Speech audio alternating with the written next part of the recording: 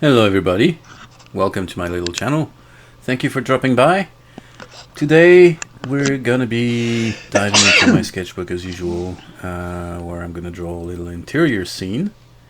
And we'll bring a few hopefully interesting topics on the way. Now, sorry if you hear the delicate sound of my children in the background. It's still holidays here and they're here with me and they're playing right now, so yeah, you might enjoy some joyous chirping. Anyway, yeah, if you're here, think about giving a little like and subscribe to the channel, and do click on that icon bell so that you're notified when I do videos. I know I don't do them very regularly, so if you don't want to miss out on the content, that little bell will help you out. Anyway, we're gonna dive into this. We're gonna throw some time lapse because we're gonna condense 3 hours, 16 minutes, and 51 seconds of drawing into what should be just around half an hour. And yeah, we'll talk about a few topics on the way. So here we go. Let's speed things up and talk a little. Here we go. Okay, the history behind this drawing. I've just come back from holiday not long ago, and I'm still working on picking up my rhythm again when it comes to sketchbooks. Not working right now. I have no ongoing projects except working on a print store that I'm doing that's going to be online very, very soon. You might want to keep an eye on that. I talk about it on my Reddit and on my Instagram. That's a fun experience, and that's going to be something I think that some of you might just be interested in, so keep an eye out. Anyway, I've been going full 70s over my last couple of drawings, and an interesting comment on Reddit was that I was dared to do a conversation pit. Funny enough, I remember one from a friend's parents' house back in the 90s. So I thought, why not? That could be fun. Plus, coming up with inspiration these days is a bit of a challenge. You know, you can only do so many bedrooms, kitchens, interior scenes, and I'd never done a lobby with a conversation pit. So that struck me as a good idea. So anyway, I looked at a couple of reference pictures online just to figure out what I was going to make for composition. I first had in mind to do a foreground on the right of the picture. That's why you have that vertical line there. But it's an idea I dropped in the end because I think it worked out pretty much okay the way I did it here. Yeah, big cut here because I am struggling with proportions. I want to make sure the pit is big enough, but that it looks, all right. So there's going to be a lot of erasing here, so this is the boring part. This was a bit of a struggle, to be honest. I'll have another struggle later on with some decorations, you'll see. But that shouldn't be a reason, to drop a drawing. Just keep on looking for solutions, keep working on it, and eventually it'll turn out into something. We're going to talk about minimalism a little bit in this video, because I think both in terms of design and in execution there are a few lessons to learn here. This is a big open space, so it's not a drawing I plan to make excessively busy. I'm not going to put a lot of textures, I'm not going to put a lot of elements in the drawing. The pit itself will be the point of focus, and I have to make it look still believable and entertaining in some way. So that's for the design. I'm going to keep things pretty simple. Then I'm going to take another minimalist approach when it comes to colors.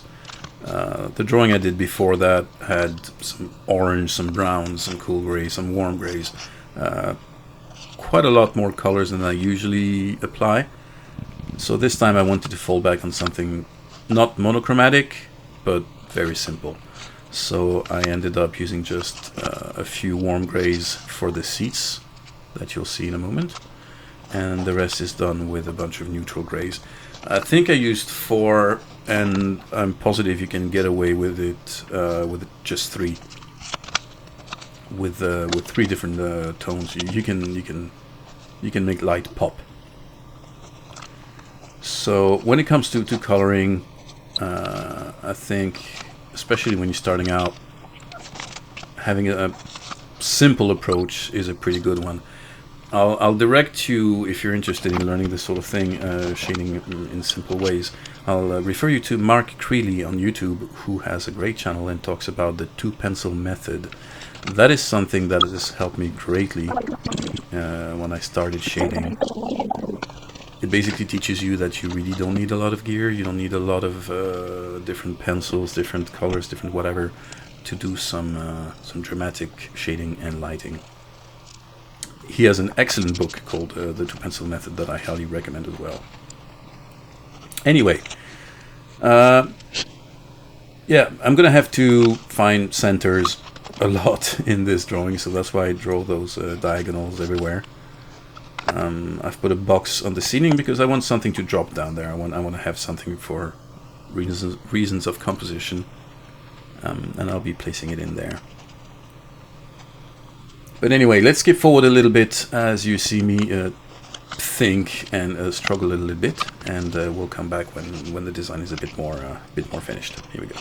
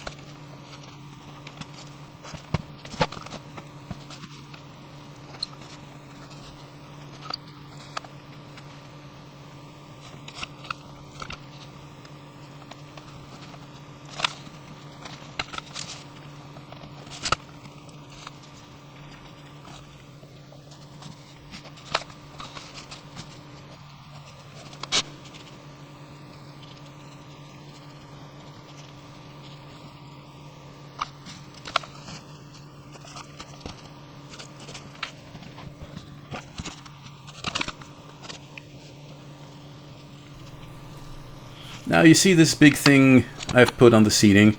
I plan to put a couple of screens on there. I think it fills the image up and it just brings a nice balance to it. I'll also apologize for all the camera focus problems I'm facing. I love the camera I have, but I've got problems fixing the focus with it, and every time I stop a recording and then start again, it tends to mess up a little bit. Again, work in progress. I'm a noob when it comes to filming and YouTubing, so bear with me. I will get this to work properly at some point. I hope it's not too hard, too uncomfortable to watch as it is right now. Anyway, little stairs here on the left because people have to get in and out of this thing. So we kept it very simple. There's going to be a table in the middle. And I will put a window in the background. And on the left wall, again, minimal use of space. I'll put a big screen and what looks like a library and maybe a reel-to-reel VCR, something like that. Alright, let's keep moving through this and take a look at it once we put some ink on it.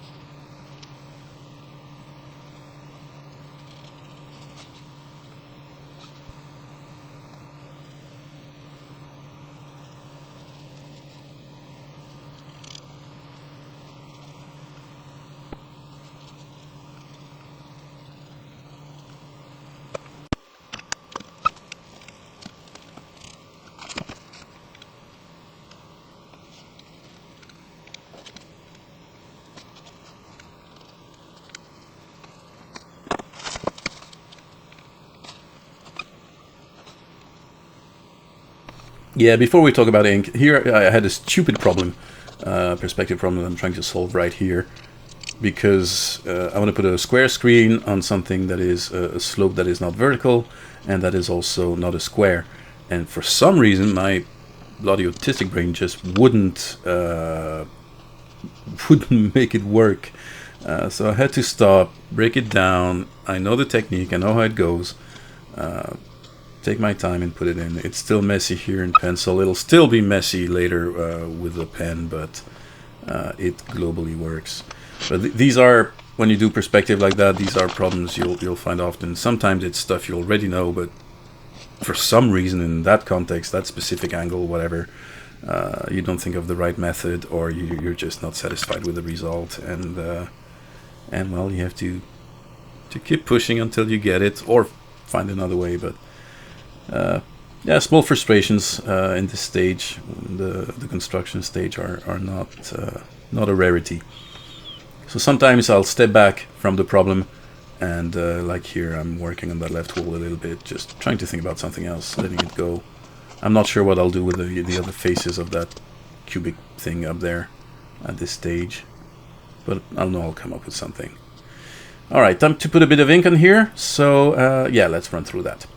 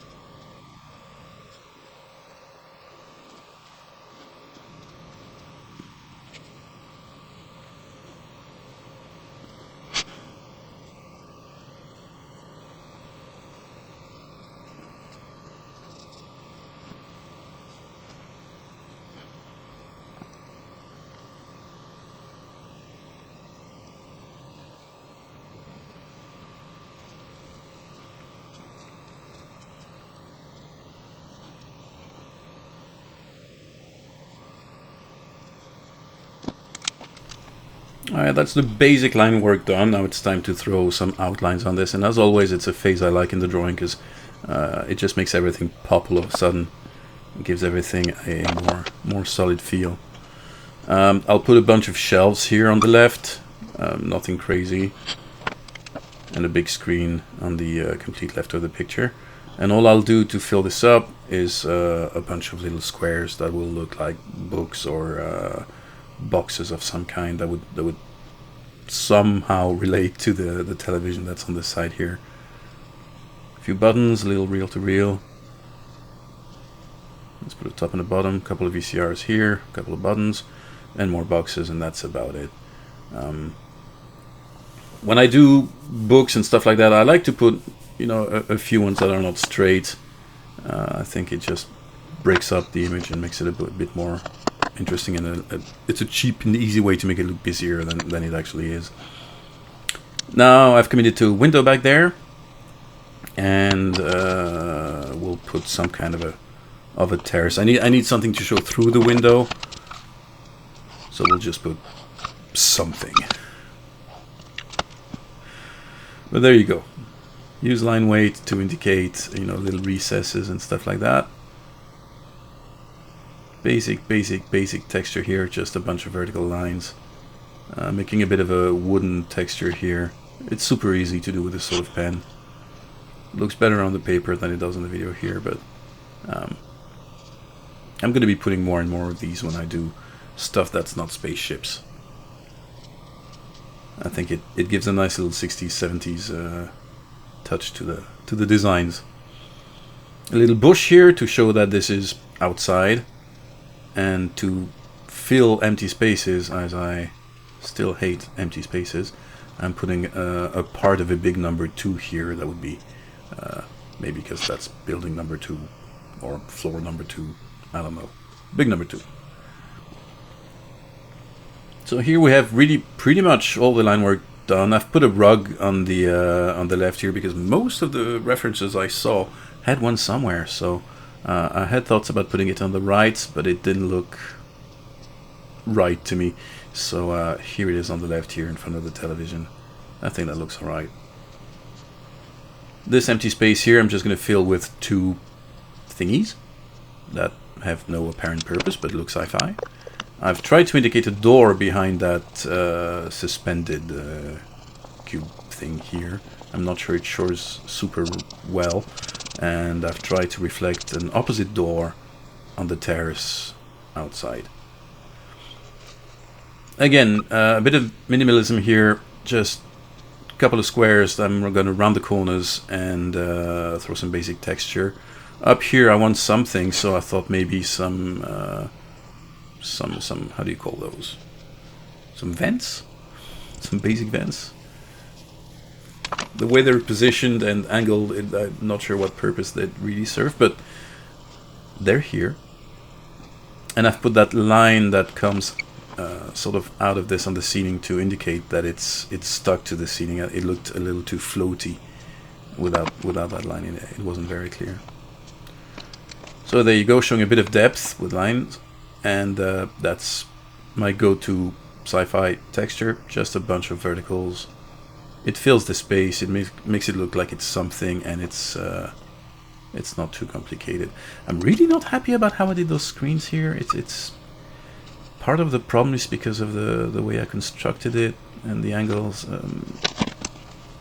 To do them just right, I would have had to start again the whole construction of that thing. And I didn't because I got lazy. So they are far from perfect, but hopefully they're not so wrong that it's shocking, and I hope that it won't be the point of focus of the drawing. So I hope I get away with it. We'll see. A couple of lines again on the ceiling just to indicate the plane, because if it's just a one solid surface, it's more difficult to see exactly what it is. Let's put another screen here because we have room, and I like to put screens everywhere. And there you go. Bit of a frame around the window. And there you go. So we're going to be tackling the color here, and this is where the lesson of the day lies. Just creating an environment with limited, very limited palette. Again, I use a few warm grays here for the seats. My light source is not super clear on this picture, so I'm going to keep it vague. So I've got a warm 4, a warm 6, and possibly a warm 8 that I'm going to use there. The light is coming somehow from the window in the back. Reasonably diffuse, I guess, because I'm not going to make a lot of hard shadows. This is a neutral gray I'm going to use for the most lit part of the floor. I think that's a neutral gray 4, and I'll be using 6 and 8 as well as we go through this. So that's going to be the bright spots. Using something a little darker for the walls, which here is a number 6.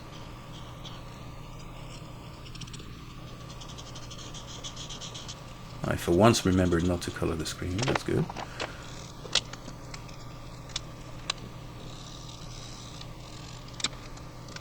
A super light gray here for the screens themselves.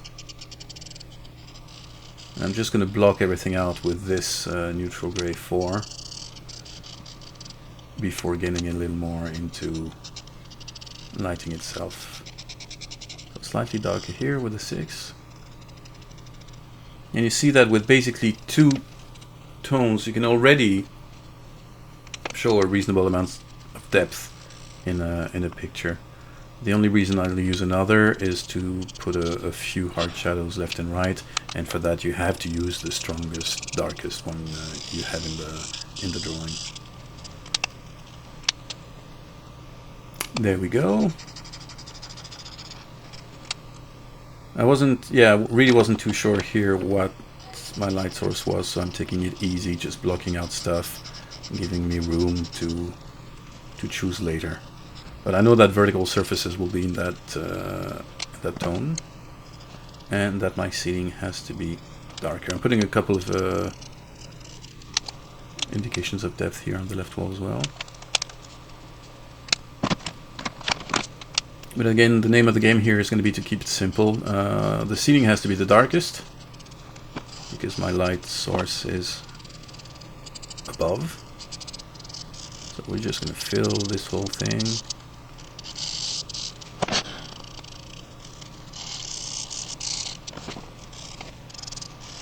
I have to go over because that's too streaky for me at that stage. So it also makes it a little darker with a second layer of marker, but it's still alright.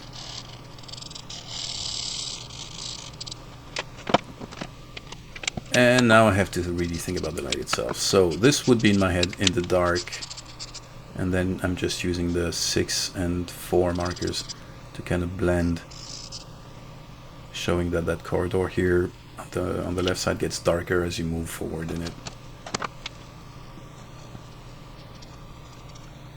A couple of shadows here and left and right, just to make it look a bit deeper. I'm not really thinking where my light source is. I'm being very, very rough, very loose in the way I apply the shadows. I'm trying not to think too hard about it.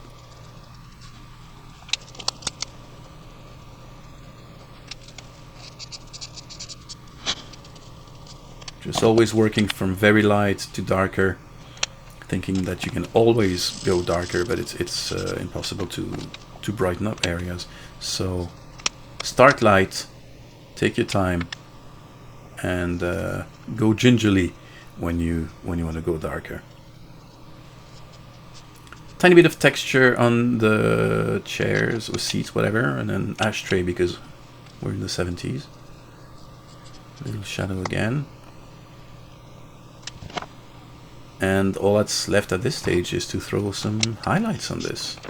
So I'm just going to blend a little the ceiling to the floor, making it darker on top just by using more layers.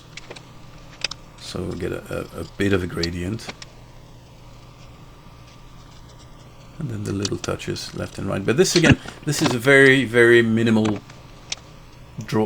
drawing. There's very little detail on that left side. It looks busy, but it's really very simple in construction. The pit itself and the object on top are very simple as well. But I think they all come together nicely. Here we're going to throw the highlights, and that's pretty much the end of the drawing. Yeah, so the lesson here today is try and keep it simple. Sometimes it's healthy. I have drawings where I really want to make it complicated, but sometimes minimal material and minimal design go a really long way. Anyway, the video is almost over, so thank you for being here. Again, like and subscribe if you haven't, and click that little bell so you don't miss the next uploads. And y'all have a great one. Thank you so much for supporting me here. Take care, folks. Bye-bye.